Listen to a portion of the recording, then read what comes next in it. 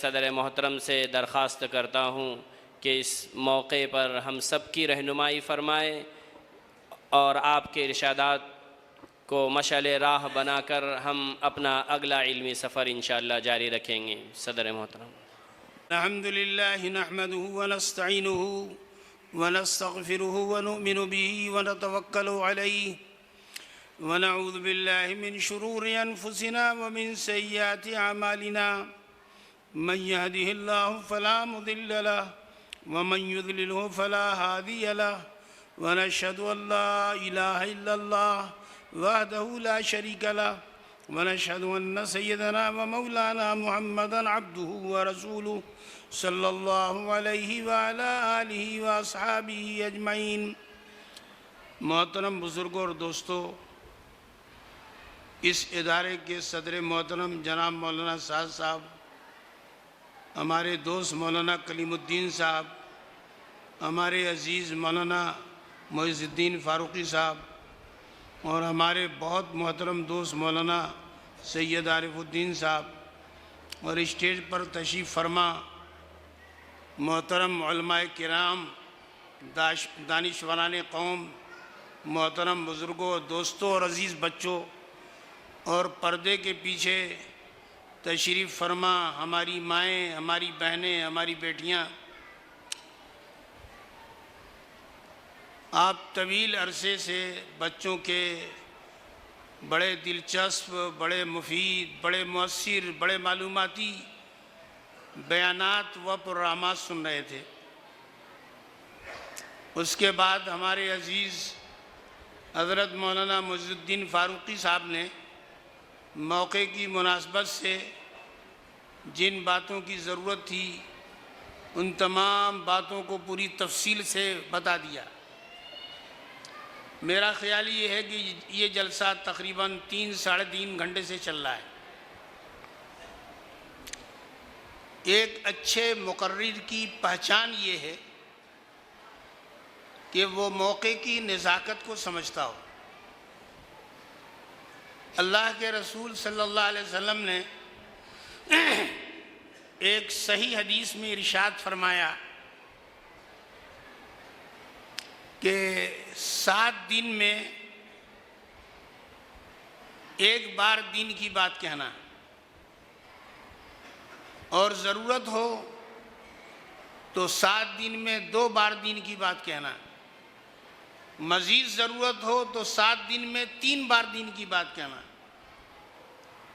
लेकिन रोज़ाना दीन की बात और बहुत देर तक बात नहीं करना ताकि लोग उकताहट के साथ और बेतवज्जुही के साथ दीन की बात न सुनें। अल्लाह के रसूल सल्लल्लाहु अलैहि वसल्लम ने दूसरी बात इसी के ताल्लुक़ से फरमाई कि जब लोग दीन की बात सुनने के मूड में न हो, दूसरा जहन बन चुका हो, इनामात की तकसीम का जहन बन चुका हो, नमाज की अदायगी का जहन बन चुका हो और दीगर और भी कामों का जहन बन चुका हो, उस वक्त दीन की बात नहीं कही जाए। बहरहाल मैं जो आज बच्चे हाफिज़ बने हैं, इन बच्चों को मुबारकबाद देता हूँ हाफिज़ बनने की। अब मैं एक बात बार बार कहता हूँ कि वाक़या ये है कि ये कुरान का एजाज़ है कि जितनी मुख्तसर मुद्दत में, जितने छोटी उम्र के बच्चे कुरान याद कर लेते हैं, मुख्तसर मुद्दत में अल्लाह के अलावा किसी का कलाम, उससे छोटा कलाम, उससे मुख्तसर कलाम, उससे लंबी मुद्दत में भी याद नहीं हो सकता।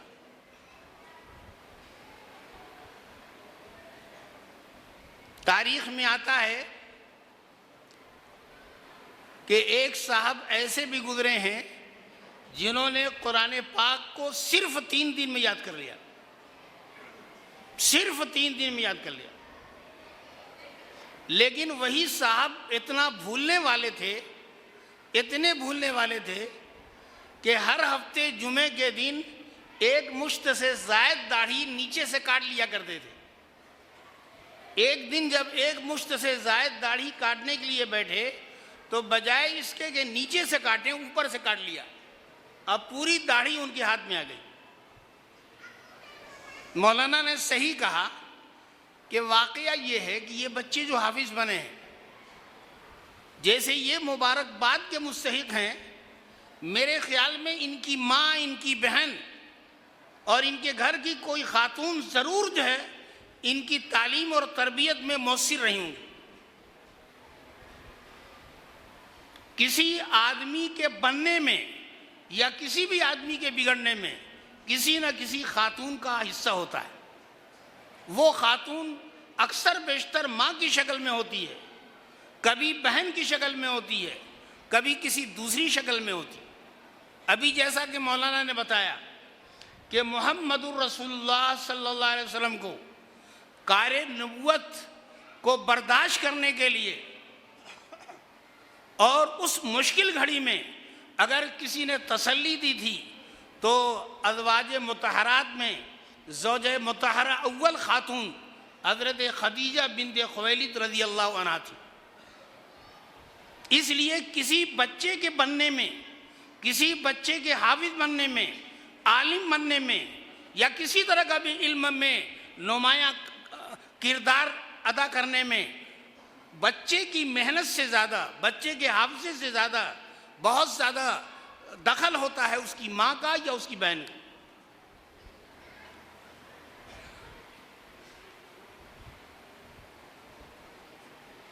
पर्दे के पीछे बैठी हुई ख़वातीन से मैं अर्ज़ करता हूँ, आम तौर से जब ये दीन की किताब पढ़ती हैं, हदीस की किताब पढ़ती हैं, तो इनको वो हदीस बहुत अच्छी लगती है जो रसूलुल्लाह सल्लल्लाहु अलैहि वसल्लम ने फरमाया, खैरुकुम खैरुकुम लिअहली व अना खैरुल लिअहली।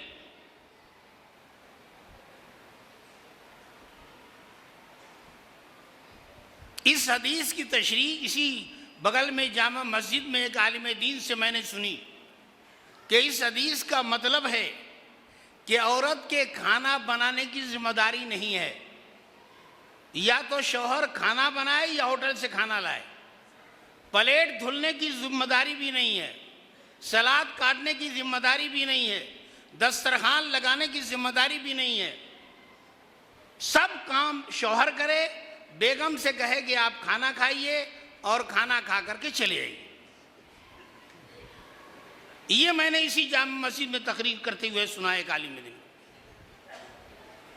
लेकिन उस आलिम दीन को ये हदीस याद नहीं है कि अज़वाज मुतहरात घर के काम काज करती थीं, खाना बनाती थीं।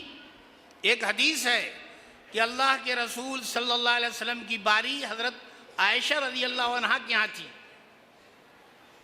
हज़रत आयशा कम उम्र थी, तजर्बा खाना बनाने का भी ज़रा कम था। खाना बना रही थी लेकिन स्टोव जल नहीं रहा था, पिन लगा रही थी, पिन भी टेढ़ी हो जा रही थी, परेशान थी। उसी वक्त हज़रत ज़ैनब के यहाँ कोई अच्छी सी डिश बनी हुई थी, उन्होंने भेज दिया। हज़रत बरीरा के हाथ भेजा। एक बांदी थी जिनकी उम्र थी 45 साल। हज़रत आयशा रज़ी अल्लाह अन्हा की उम्र 13 साल थी जिस वक्त की बात है। हज़रत आयशा को दूसरी बेगम के हाथ से खाना आना अच्छा नहीं लगा, उन्हें गुस्सा आ गया। गुस्सा आने पर उन्होंने हाथ से जोर से मारा तो बर्तन भी टूट गया, खाना भी गिर गया। अल्लाह के रसूल सल्लल्लाहु अलैहि वसल्लम ने उस मौके पर हज़रत आयशा को डांटा नहीं, बल्कि उस मौके पर उनके गुस्से को कम करने की कोशिश की। आपने फरमाया, बरीरा तुम्हारी अम्मा को गुस्सा आ गया। 45 साल की औरत से कह रहे हैं तुम्हारी अम्मा को, 13 साल के बारे में तुम्हारी अम्मा को गुस्सा आ गया। ये गलत नहीं है, कुरान से मालूम होता है कि अज़वाज मुतहरात उम्मत की माँओं की तरह हैं। उम्मत की माँ है दो मानों में, एक माना अदब एहतराम में और एक माना जैसे कि अब्बा के इंतकाल के बाद कोई भी अम्मा से शादी नहीं कर सकता यहाँ तक कि सौतेली अम्मा से शादी नहीं कर सकता। उसी तरह मोहम्मदुर रसूलुल्लाह सल्लल्लाहु अलैहि वसल्लम के विसाल के बाद किसी उम्मती के लिए किसी अज़वाज मुतहरात से शादी हराम थी, जायज़ ही नहीं थी, शादी हो ही नहीं सकती थी। मैं इस हदीस से ये बताना चाहता हूँ कि अज़वाज मुतहरात घर के काम काज करती थीं। ख़वातीन को वो हदीस क्यों याद नहीं रहती कि मोहम्मदुर रसूलुल्लाह सल्लल्लाहु अलैहि वसल्लम ने फरमाया कि अगर अल्लाह के अलावा किसी और को सजदे की मैं इजाज़त देता तो मैं औरतों को इजाज़त देता कि वो अपने शौहरों के सामने सजदा करें, सजदे ताज़ीमी करें। मोहम्मदुर रसूलुल्लाह सल्लल्लाहु अलैहि वसल्लम ने ख़वातीन से कहा था कि अपने हुकूक अदा करना, अपने फ़राइज़ अदा करना, लेकिन हुकूक अगर मिल जाए तो ठीक है, लेकिन अगर हुकूक न मिले तो अल्लाह से दुआ करना। बल्कि मैं कहा करता हूँ कि मियाँ बीवी के ताल्लुकात सिर्फ ज़ाब्ते से नहीं चलते, राब्ते से चलते हैं। हर काम ज़ाब्ते से नहीं बनता। आपने मशहूर वाक़या सुना होगा कि एक साहब ने एक आदमी को नौकर रखा। नौकर बड़ा बुकरात था। उसने कहा कि मेरे ज़िम्मे जो काम है वो काम लिख करके दे दीजिए, वही काम मैं करूँगा। जो सैलरी है वो भी लिख के दे दीजिए, वही सैलरी लूँगा। एक बार मालिक और नौकर दोनों जा रहे थे। मालिक का कोड़ा गिर गया। मालिक ने नौकर से कहा कि ज़रा कोड़ा गिर गया, उठा के दे दो। उसने जेब से पर्ची निकाली और उसको पढ़ने लगा और कहा कि इसमें तो कहीं नहीं लिखा हुआ है कि आपकी पर्ची, आपकी कोई चीज़ गिर जाएगी तो उठाना मेरी जिम्मेदारी होगी, मैं तो नहीं उठाता। तो मालिक ने फ़ौरन वो पर्ची छीन ली और उसमें ये इजाफा कर दिया कि अगर मेरी कोई चीज़ रास्ते में गिर जाएगी तो उठाना भी तुम्हारी जिम्मेदारी होगी।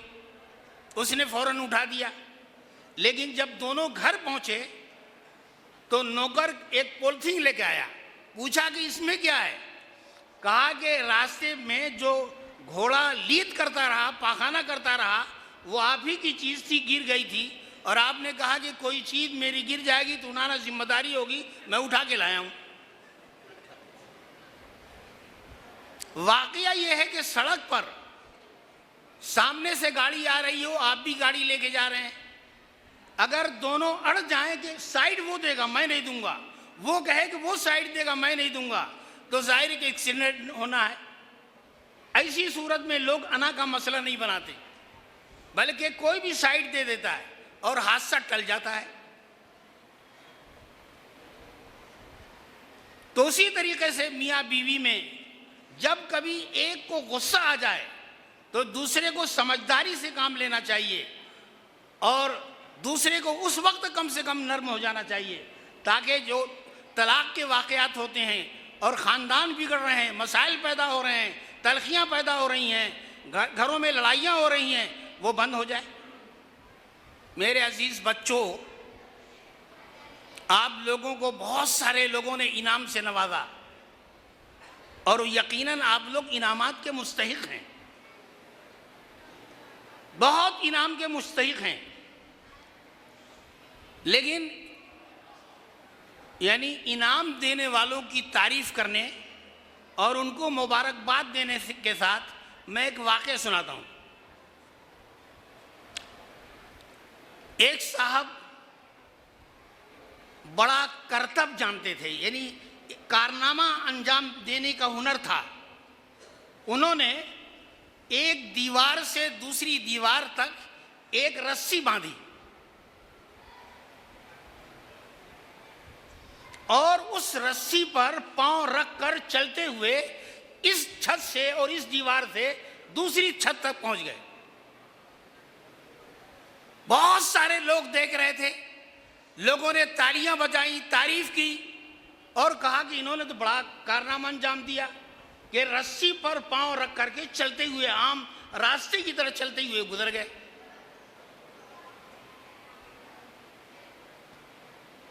उसके बाद उन्होंने दूसरी साइड पहुंचकर अपने बच्चे को गोद में लिया और गोद में लेकर अपने बच्चे को उसी रस्सी पर जिधर पहुंचे थे उधर से चलते हुए आम चाल की तरह चलते हुए दूसरी दीवार पर पहुंच गए। अब दोबारा तालियां बजी, लोगों ने वाह वाह कहा कि ये बड़ा हुनर वाला है। अब उन साहब ने एक खिताब किया, कहा कि भाई देखो, मेरे कारनामे पर किसी को शक है? लोगों ने कहा बिल्कुल शक नहीं है। कहा कि मैं चल सकता हूं रस्सी पर? कहा कि चल सकते हो। कहा कि मैं किसी बच्चे को लेकर के रस्सी पर चल सकता हूं? कहा कि हाँ, बच्चे को लेकर के तुमने दिखला दिया है। कहा कि अच्छा ठीक है, ये तो मेरा बच्चा था। अब कोई साहब अपना बच्चा दे दें जिसको मैं गोदी में लेकर इस पार से उस पार चला जाऊं। सबके ऊपर सांप सूंघ गया। कोई कहा कि नहीं, हम नहीं तैयार, हम नहीं तैयार हैं। कहा कि भाई तुमको जो है मेरे इस सलाहियत पर शुबा है? कहा कि शुबा नहीं है, लेकिन हम अपने बच्चे को नहीं ले भेजेंगे। मेरे मोहतरम बुजुर्गों, दोस्तों, आप लोग तकमील हिफ्ज़ की तकरीरों में आप फ़ज़ाइल सुनते रहते हो।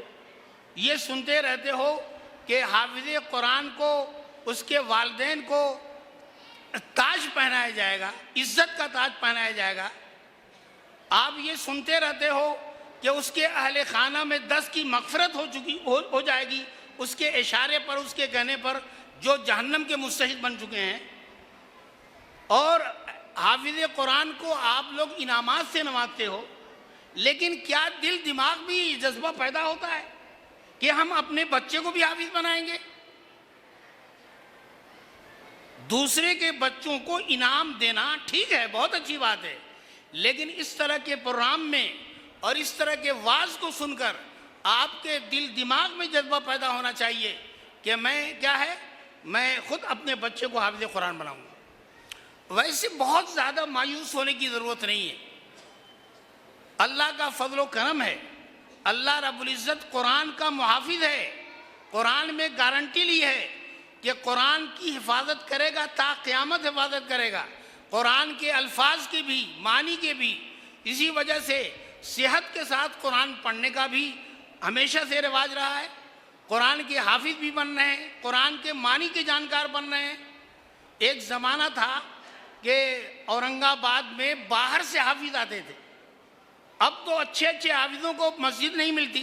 बाद मरतबा एक मस्जिद में कई कई हाफिज मुतय्यन करना मजबूरी पड़ जाती है। तो मायूसी की बात नहीं है, लेकिन इस तरह के प्रोग्रामात में हिफ्ज़ कुरान की फजीलत सुनकर सबसे बड़ा इनाम यह है कि हमारे दिल में ये जज्बा पैदा हो कि हम अपने बच्चे को हाफिज़ कुरान बनाएंगे इंशाअल्लाह। जैसा कि बात ये बार बार मैं कहा करता हूँ कि कुरान और हदीस से ये बात मालूम होती है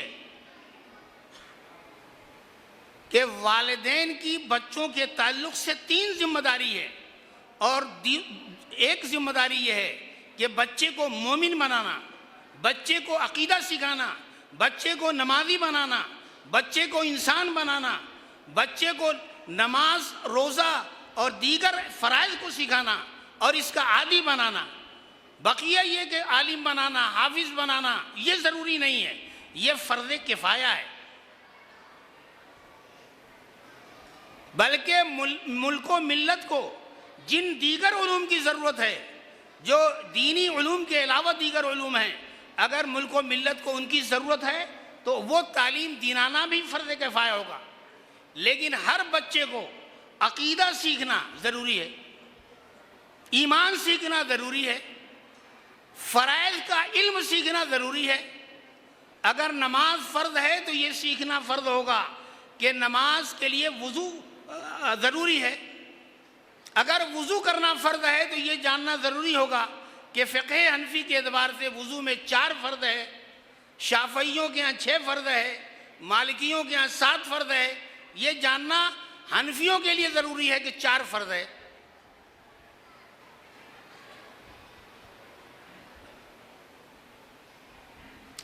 मेरे मोहतरम बुज़ुर्गों, दोस्तों, वक्त बहुत हो गया, सिर्फ एक बात कह करके अपनी बात ख़त्म कर दूंगा।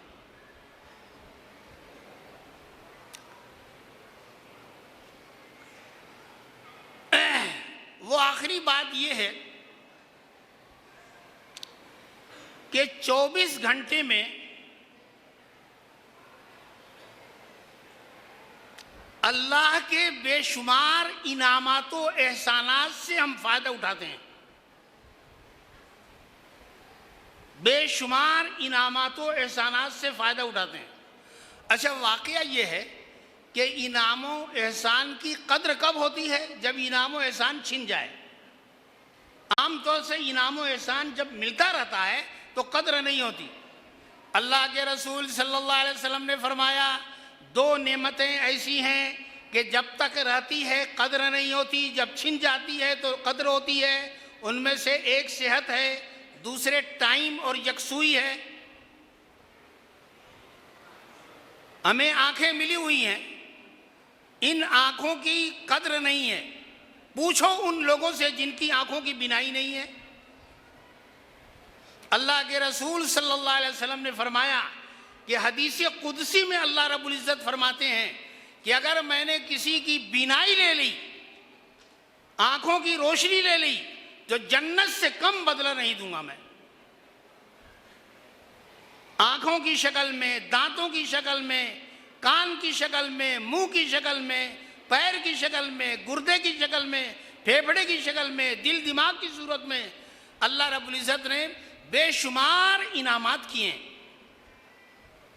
अभी जिस बच्चे की बात हो रही थी उस पर मेरे ज़हन में ये बात आई कि बहुत मर्तबा अल्लाह रब्बुल इज़्ज़त जब किसी से इनाम छीन लेता है तो दूसरे जरिए से इनाम करता है। वाकया ये है कि किसी हादसे पर, किसी मुसीबत पर, किसी परेशानी पर यह ध्यान में रखना चाहिए कि अल्लाह हाकिम भी है और हकीम भी है। अल्लाह को मुसीबत देने का हक भी है और इस मुसीबत के अंदर कोई ना कोई हिकमत भी होगी, कोई ना कोई मसलहत होगी, ये यकीन होना चाहिए। बहुत मर्तबा एक बड़े शर से खैर की राहें पैदा होती हैं। मैं उसकी मिसाल नहीं देना चाहता, लेकिन जब अल्लाह रब्बुल इज़्ज़त किसी पर, किसी से कोई नेमत छीन देता है तो नेमत की दूसरी शक्लें पैदा फरमाता है। तो हम 24 घंटे में बेशुमार अल्लाह रब्बुल इज़्ज़त के इनामात व एहसान से फ़ायदा उठाते हैं।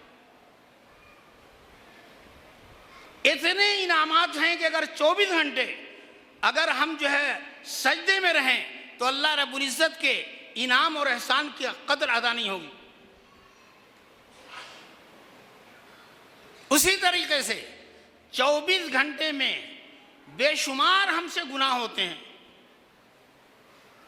बहुत सारे ऐसे गुनाह होते हैं जिन गुनाह की तरफ ध्यान भी नहीं जाता, लेकिन गुनाह होते रहते हैं।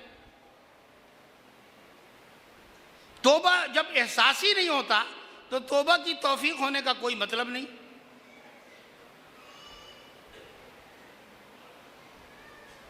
तीसरी चीज ये है कि 24 घंटे में बहुत सारी बेशुमार ज़रूरतें होती हैं जो हमें अल्लाह से होती हैं, बंदों से होती हैं। वो ज़रूरतों का तकाजा होता है।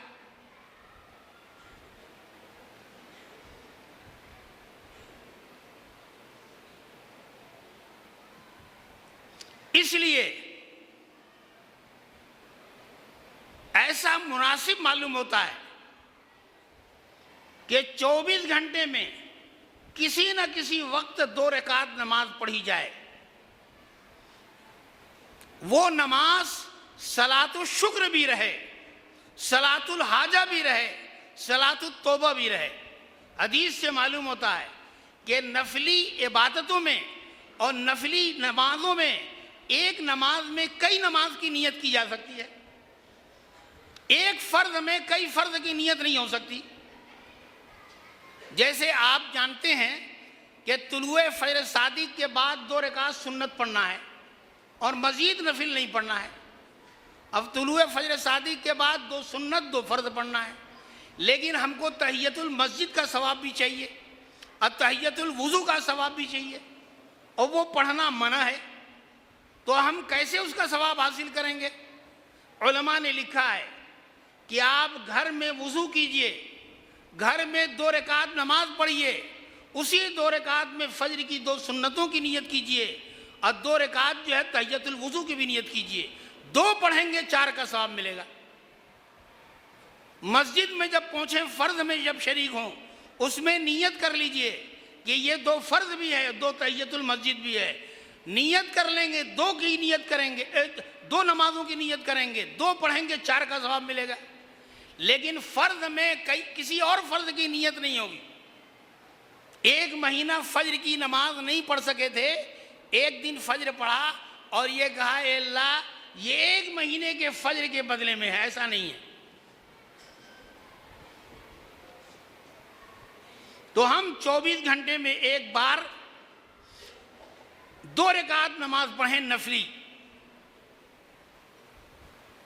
उसको कहें ये सलातुल हाजा भी है, सलातुल तौबा भी है, सलातुल शुक्र भी है। इंशाअल्लाह अल्लाह के इनामात का थोड़ा सा हक अदा हो सकता है। बहुत सारे गुनाहों की तौबा हो सकती है और बहुत सारी हमारी दीन दुनिया की जरूरत पूरी हो सकती है। तो अजीज बच्चों, जो हाफिज बने हो, मैं तुम सबको मुबारकबाद देता हूं, लेकिन एक हदीस सुनाता हूं। मुहम्मदुर रसूलुल्लाह सल्लल्लाहु अलैहि वसल्लम ने फरमाया कि अगर कोई कुरान का हाफिज बन जाए या 102 लड़के कुरान के नाज़रा खां बन जाएं, 12 के हाफिज बनने के बाद, 102 के नाज़रा खां बनने के बाद किसी का नाज़रा न भूले, किसी का हिफ्ज़ न भूले, बल्कि यहां तक कहना जायज नहीं, अल्लाह के रसूल सल्लल्लाहु अलैहि वसल्लम ने फरमाया कि मैं फलां आयत भूल गया, फलां आयत पढ़ना भूल गया, फलां आयत याद थी मैं भूल गया, ये कहना भी मुहम्मदुर रसूलुल्लाह सल्लल्लाहु अलैहि वसल्लम ने मना किया है। आपने फरमाया कि ये कहो मैं भुला दिया गया, क्योंकि भूलने का मतलब अपनी बेतवज्जोही से भूला, लापरवाही से भूला, और भुला दिया का मतलब यह है कि मैंने पूरी कोशिश की फिर भी भूल गया। दूसरी बात यह है कि अल्लाह के रसूल सल्लल्लाहु अलैहि वसल्लम ने फरमाया खैरुन नास अलहाल वल मुर्तहिल, खैरुन नास अलहाल वल मुर्तहिल, बेहतरीन आदमी वो है जो अच्छे सफर से आए और उसी दिन दोबारा अच्छे सफर पर चला जाए। उलमा ने इस हदीस का मतलब ये भी बयान किया है कि कुरान ख़त्म करने के रख देने की चीज़ नहीं है। कुरान से जब एक बार ताल्लुक़ कायम हो गया तो ये ताल्लुक़ ज़िंदगी की आखिरी सांस तक बाकी रहना है। इसी मैसेज और पैगाम को देने के लिए जब आप रमज़ान में देखते हैं तरावी ख़त्म होती है तो जिस नमाज के अंदर सूरह नास पढ़ी जाती है, अगली रकात में सूरह बकरा का एक रुकू पढ़ा जाता है। जब कुरान किसी मजलिस में ख़त्म होता है तो हाफिज जब कुरान सुनाता है तो जिस मजलिस में सूरह नास की क़िराअत करता है उसी में सूरह बकरा का एक रुकू पढ़ करके सुनाता है। ये एक पैगाम है कि कुरान ख़त्म करने की चीज़ नहीं है।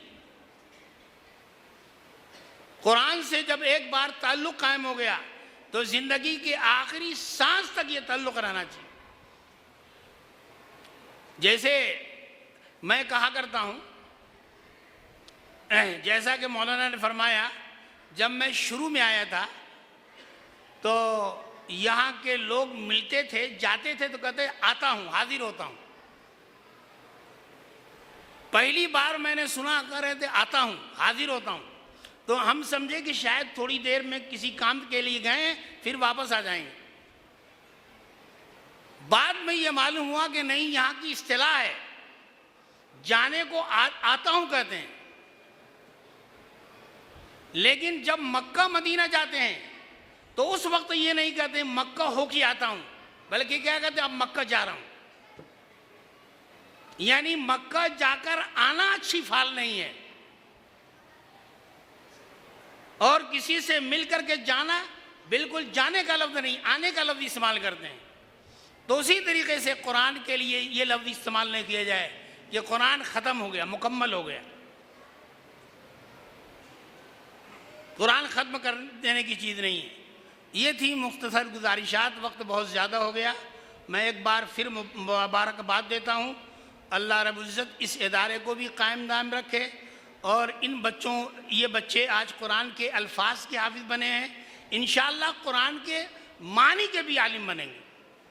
जहन में रहे, बार बार एक बात मैं कहता हूँ, मैं मानता हूँ, जानता हूँ कि हाफिज़ कुरान की जो फजीलत है वो फजीलत सही मानों में, मुकम्मल सही मानों में फजीलत तो उस वक्त हासिल होगी जबकि आप कुरान के अल्फाज की जानकार बने हैं। जब आप कुरान के मानी और तफसीर के जानकार बन जाएंगे तो इंशाअल्लाह 100% फजीलत के मुस्तहिक होंगे।